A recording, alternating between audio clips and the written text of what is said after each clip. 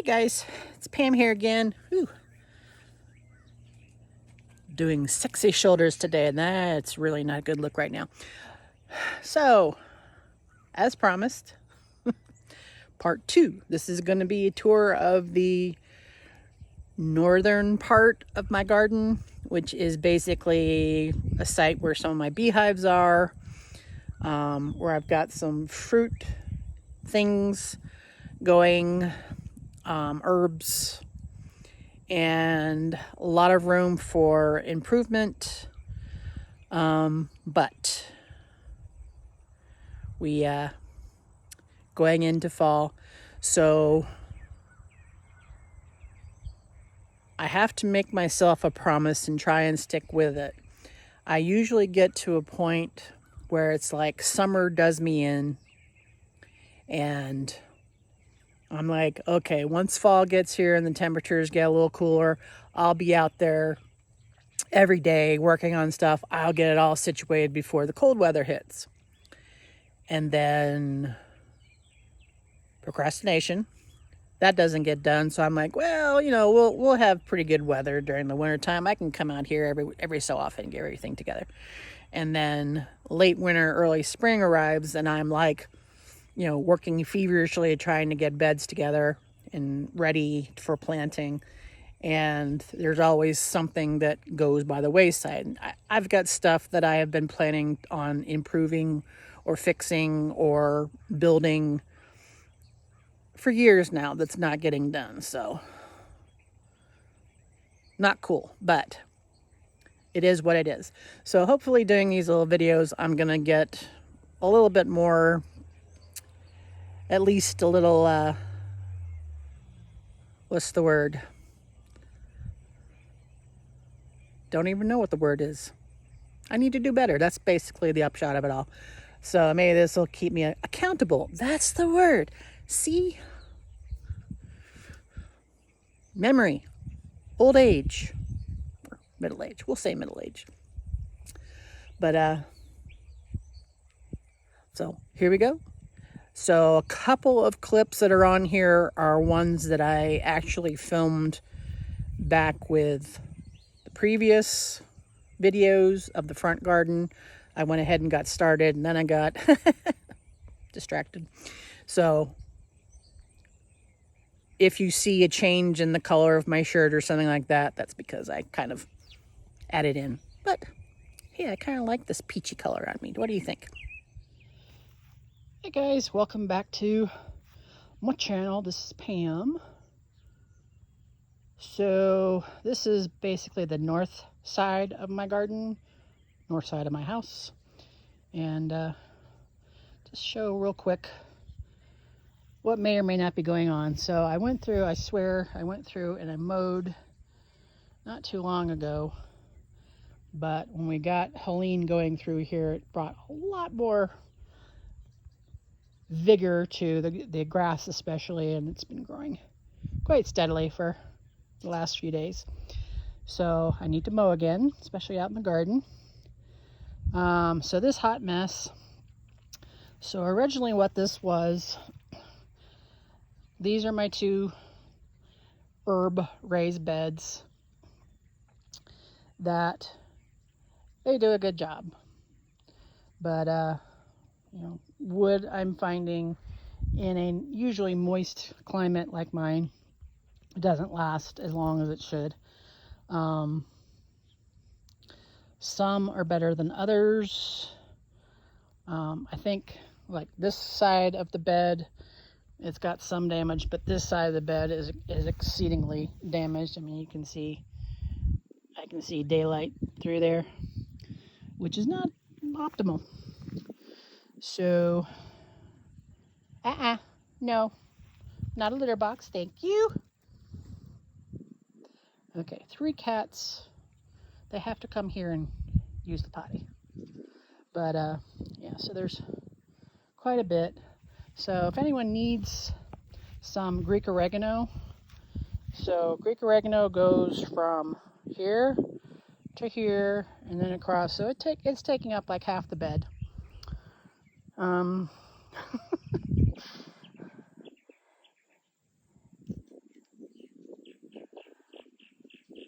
So I either need to get what the prices for selling oregano are going for, or I need to start digging this stuff out and burning it.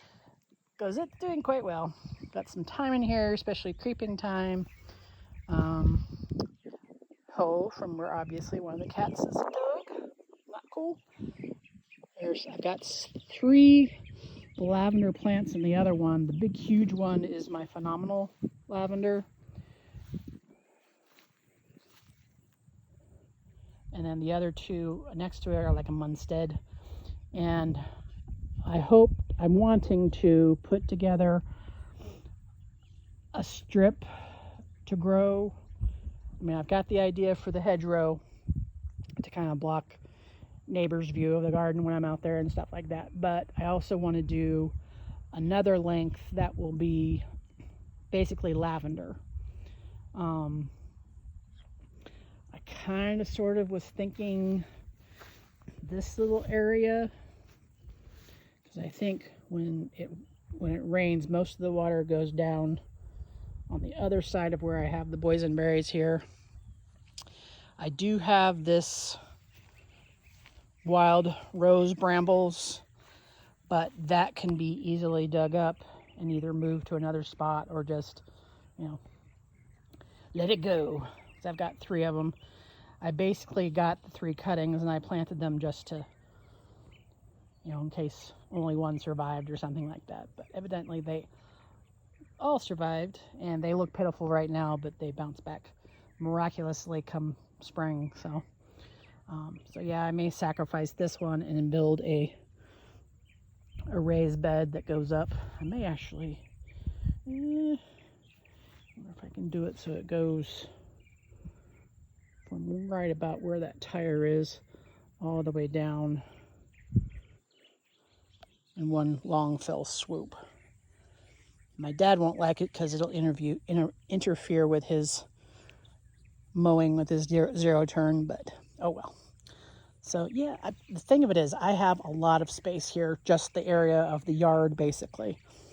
And at any point, I have the entire front lawn that is nothing but lawn. I just have to be careful to stay away from where the septic tank is and the drain field is for the septic tank. But otherwise, that's a nice long sloping. Oh, I also have to avoid where the water comes in. Country life. Some days I'm very happy that whoever built the house built it this far back from the road, and there's other times when I'm just like, why did you have to build it this far away from everything? All right, well, that was fun. Okay, what are these little seedlings coming up in here, and do I need to destroy you now? I have a feeling. Let's pluck out a few. See what you smell like. They do not smell like anything right now. Maybe more catnip seedlings, which, if all these little green seedlings come up, it's going to be way too much catnip. So, we'll keep an eye on that. I need to come in here and deadhead my phenomenal lavender. I unfortunately let this poor little thing get ahead of me. I'm one of those people who is terrified of trimming back my lavender too far and killing it, so I err on the side of not even trimming it back at all. So, but I've got a couple other ones that I can draw from if this guy decides to go kerflooey. Shh, don't tell the seed people.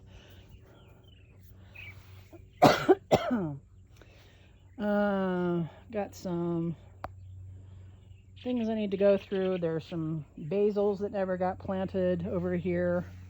Poor things.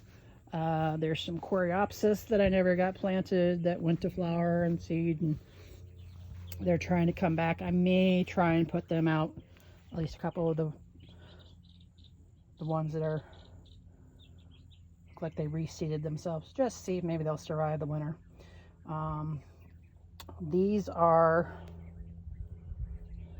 right here are seedlings from my chase tree bushes. I grabbed a bunch of seeds off of some of the plants I have, and put them in a pot, and they're growing. How many are in here?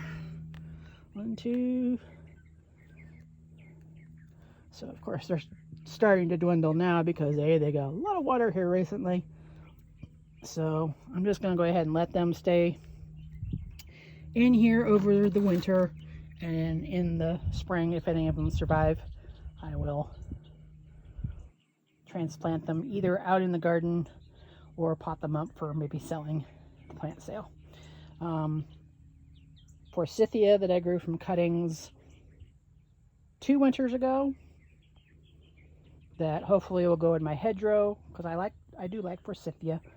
I've lived in Tennessee for,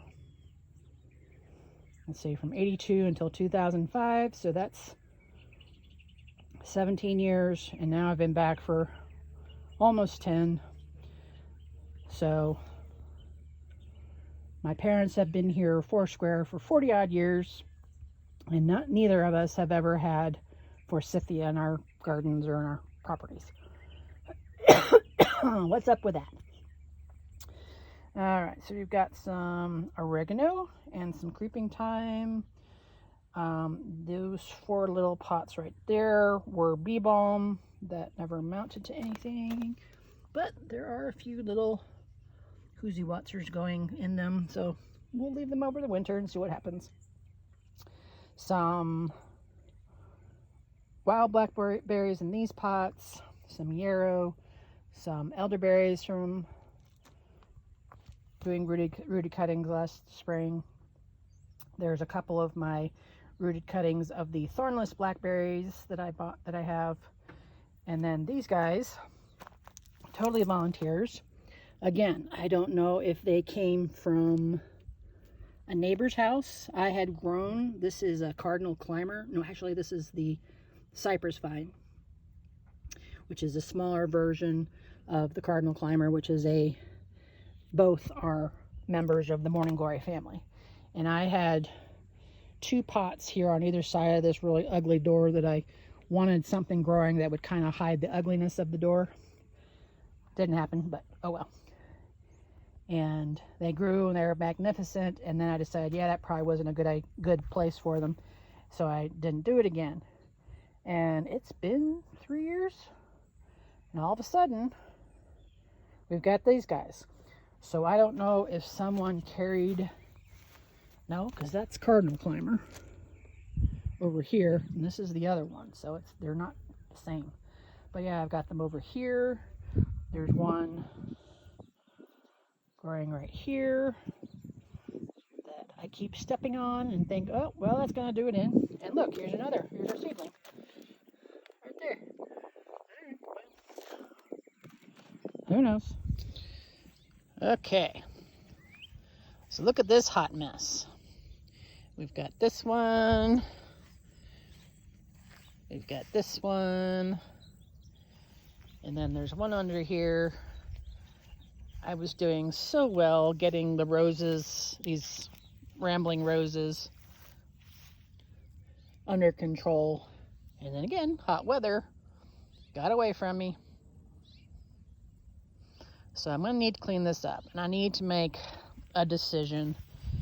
These are rambling wild roses that I took cuttings from. This is actually from a planting, well, not actually a planting, it was planted by nature, from my parents' house, that have these nice dark pink, almost purple colored flowers that I kind of like. However, rambling roses aren't like the more refined climbing roses or bush roses that most of us have in our gardens. They ramble everywhere, and the ends, see if I can get out of the sun. You can see we have a runner out here all the way, and it's going to start rooting itself into the ground and starting a whole new plant, which it's okay, but not optimal, especially for trying to keep the area at least a little bit better kept. So I have to make the decision if I am just going to dig these guys up and get rid of them, or try to be a little bit more proactive on keeping them cultivated rather than letting them run roughshod, because this is not a very pretty part of my garden here. That poor little thing over there is an elderberry that a bird has transplanted a blueberry plant, or not a blueberry, a blackberry, wild blackberry plant next to. That the elderberry is not doing well there. Not too sure why, but I need to address that this year. So again, I don't know if I should just give up, knock the elderberry and the blackberry down, these roses, and just start over fresh with new plantings, or if I'm going to try and be more judicious and do actual, growing areas that I can keep a little bit more tidy. Again, if I had unending financial issues, access to money, this wouldn't be a problem. Here we have the poor pathetic little boysenberry planting area that I got going last year with a little cage that didn't cage anything. I'm gonna have to think of something that'll help contain these canes. So over here, these are boysenberries, and then I've also got some raspberries over here at this end that have just never really taken off very well, and I may just give up on them and start another raspberry planting, let the boysenberries move down to where the raspberry was. But all this is boysenberries, wild and crazy. So I think what I'm going to do is, I think I'm just going to cut everything down to the ground, and then over the winter when the leaves, everything are off, and I'm going to bring up the level of the soil. As you can see, it's kind of dropped some. The planting area here is like 10 inches, can be 10 inches deep. I should get it at least to the top of where the first layer of the cement blocks are. So it's a cinder block with a capper block, 2-inch capper block on top. So I need to finish. I need to get more capper blocks to put along this side of the bed. Cut back all the plants. There was a danger, potentially there's the danger that there won't be any fruit from this.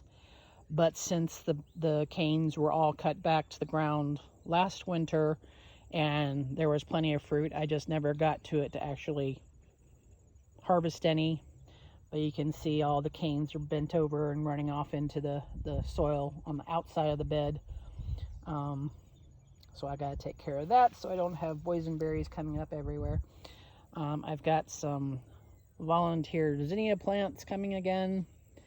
I think I did have some zinnia plants over here last year that I think did actually go to seed, and these are the resulting. They're not very lovely, especially in October, but those are the kind of volunteers I don't mind, but they're going to get weed whacked down once I get things going here. I did go ahead and pull up a couple of canes and get them started rooting. Basically, I just took the end of the canes and dipped them into the soil. I have to come over here and water these. I'm not going to worry about them actually dying or anything like that because they're still attached to the main plant, which the plant is getting its own moisture. But I need to go over here and get these watered. So I need to clean this up. I need to figure out some kind of a trellis system. I think I'm going to go ahead and keep this base, but think of some kind of, cattle panel or something like that that's large enough I can fit my hand through to pick, but have it so that it's not so, I don't have just the two levels, this level here in the middle, and then the top rail here, which is what, maybe 3.5 feet tall. We do what we can. All right, so that's that wild mess. Whew. All right, so the rains from Hurricane Helene helped out some of these younger fruit trees that I've grown in here. This is my Wolf River apple tree that I actually bought from a nursery this spring and then planted. I do need to get out here and put down some compost into the ring, weed whack around the ring a little bit better, and go from there. I have a Wolf River apple tree seedling that I grafted last spring as well. That's looking way better than this poor little tree, but we had such a weird drought I wasn't able to get over here and keep this side watered as well as I could. This poor little thing is a honeyberry that it is still alive. You see some green here, but it does not like this area. So I'm going to probably try and dig this up over the winter and move it to somewhere, probably over in the back garden, to so that I can have some afternoon shade on the east side of the house. I was really hopeful these honeyberries would be okay in this area, but evidently they've decided nope. Here is the apple tree that I grew from an apple seed. As you can see, there's a bird's nest that the winds from Helene knocked over a little bit, but I don't think there was anything living in there. So this is my Frankenstein tree. It is actually from the same group of seedlings that I had the apple tree in the front garden in the last tour that was looking so spindly that I'm probably going to cut down. This one's doing much better. It's about 10 feet tall. It did have some fruit on it this year. I have to look up. I'm thinking there's probably some kind of, I don't know if it's the like the plum curculios or some other kind of insect pest that is preventing my apples from developing all the way to maturation and harvest. But I've got, let's see, this one, two pear trees, 3, so 4 other apples that are mature enough to have apples, and then the 2 pear trees that they drop their fruit way too soon. So I have to look up and see if it could be plum curculio, in which case I really need to get onto my spraying schedule for next year. I've pretty much come to the realization that I just really cannot grow apples or pears organically. I'm going to have to spray with something. I need to definitely remember to spray dormant oil spray before the tree breaks for the spring to send out flowers and leaves and that kind of stuff. But I need apples. I can't keep buying my own apples with these many trees. Okay, this is my pecan tree. I got this from one of the Tennessee Environmental Council's tree sales in the spring. I believe I got this one in 2020. Planted it. I had 3 of them actually. I planted them in pots. 2020 I planted this one in the soil here. There's another one right there, and then behind that is a redbud tree seedling. They're just now starting to take off, these little tree seedlings, which I guess it's better than just outright dying. Now, the pecan tree right there. That second one was planted, I think, a year later, and not too awfully sure if it just doesn't like that area or it just wasn't a very strong tree to begin with. But you can see there's quite a bit of difference. This one's like 8 feet tall, that one's maybe 18 inches tall. So big difference. I'm hoping that the second one will start taking off and growing. I may just, again, go ahead and cut that down and plant something else in its place. But pecan number one's doing good. There are a couple of lower branches that this winter, once it goes completely dormant, I'm going to go ahead and at least some of the lower ones. You can see that little wound right there. That was my dad going around mowing and he accidentally backed into it. So I was kind of afraid that it was going to die, but apparently it's going to do okay. As long as you don't bark more than 50% of the trunk, they can usually repair itself and do okay. Okay, so here's the second pecan tree. Obviously does not look happy, so we'll see how it goes. I've got that red bud in that tire, and then there's another one in that tire over there, all planted about the same time. They're both from 2019, 2020. Not growing as fast as I would like, but what are you gonna do? And then I've got, these are hybrid chestnuts, so they're American Chinese hybrid trees that I bought at the same tree sale. There's that one in there in the tire, and then there's that one over there. I planted in the soil 2 years ago. 2 or 3. 3. Actually, I planted them, I did like my apple tree seedlings, I planted them in a raised bed and then dug them up one winter. So yeah, they've actually been in the soil 2 years, where they're going to end up. So they're both starting to take off now. For the longest time I thought, they're not going to do so hot, but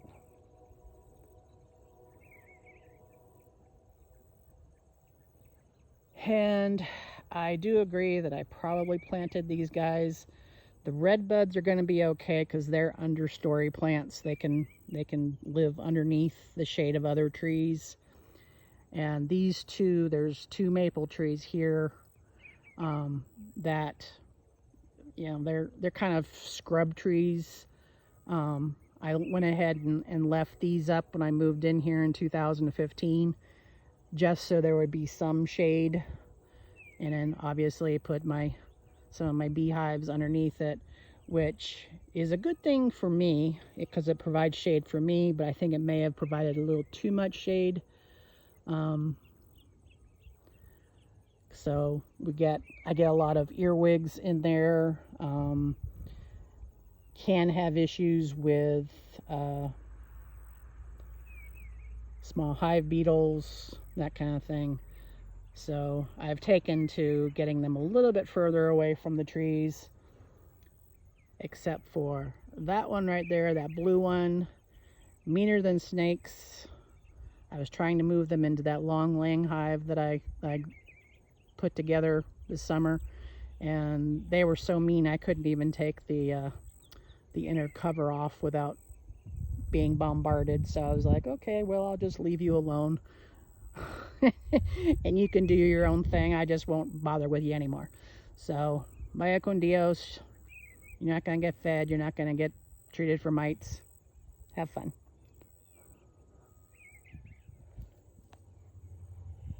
And then here's another elderberry that I have planted in the ground. I think that if I can get in here and get more compost and mulch around here, it might do a lot better. There is more soil in this around this area, but I think it may be the fact that it's farther away from the house, so in dry times I'm not been able to get out here and keep it watered as much. Then there's my little mulberry plant that I grew from a cutting. It's doing quite well. It's about 6 feet or tall or so, and I don't want it to get too tall, mostly because it's next to this foam pole here. Second of all, I want to be able to pick. So the other mulberries that I have that I hope to get planted sooner rather than later, hopefully next spring, those I can be, farther away from like power lines and that kind of stuff. Wow, that's blue sky. But this one I'm gonna really be careful and keep it trimmed so it only gets so high so I can pick it, and so it doesn't outgrow the foam pole here. And the line guys who come through and trim away trees from power lines and stuff like that don't have a hissy fit. I had one line guy come through, not this last summer, but maybe the summer before, maybe it was earlier this spring, but he was gonna cut the whole thing down with a chainsaw, and I was just like, don't do it, or I'm gonna beat the crap out of you kind of deal. I think he actually took me seriously, because he went back to his truck and went away. Don't mess with my plants, man. And this poor little leafless thing is a black walnut tree. That's what black walnuts do, especially when they're young like this. But it keeps plodding along. And then there's my other redbud. And this thing coming up here, that is a tulip poplar that grew. Some enterprising bird dropped a tulip poplar bowl into one of my raised beds. I dug it out, put it into a pot because I didn't know what else to do with it. Decided, okay, I'll put it over here to keep company with these poor little straggly maple trees. And it's way high. I think that's like at least 14, 15 feet high kind of deal. I transplanted it 4 years ago. It was about maybe 18 inches high. So it's growing quite well.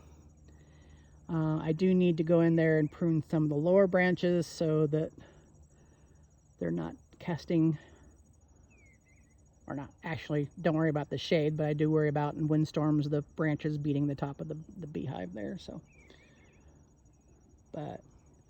yeah, so this maple tree here is the infamous swarm tree. Swarms I get in April, early May. I can count on at least 2 or 3 of them landing in this tree, which unfortunately, growing around and up into this tree is a wild rose rambling vine kind of deal. So it's not always comfortable, and many times I just kind of wish them well, and because I just don't feel like climbing up a ladder. And there's the little sister one over here that nothing grows under, purposely because I keep it trimmed under there. But yeah, all right, so that's it for the north end. Plans, I plan on hopefully this area right in here, coming down between that chestnut tree and the black tire and the redbud there and that tire. That is where water flows down, especially in the winter when we have really, really hard rains. And it comes down through this wash down here and down into and around the other bees. But I think that may be why the second pecan tree isn't as boisterous, because maybe it does get waterlogged in the winter. So I don't know. I may just opt to at some point get another pecan tree, maybe even buy one that's not an actual, tree that's used in production. These are just wild pecans that may or may not produce adequate pecans for me if I live to be 100. So yeah, that one may be doomed, but we'll see. Okay guys, so that was it for the north garden. We'll get to the east side probably next week, unless something else, squirrel comes up. So if you see anything obvious that I'm missing the point of, put it down in the comments below. As always, if you appreciate or take pity on me, like and subscribe to my channel. So come on back next week, y'all. Bye.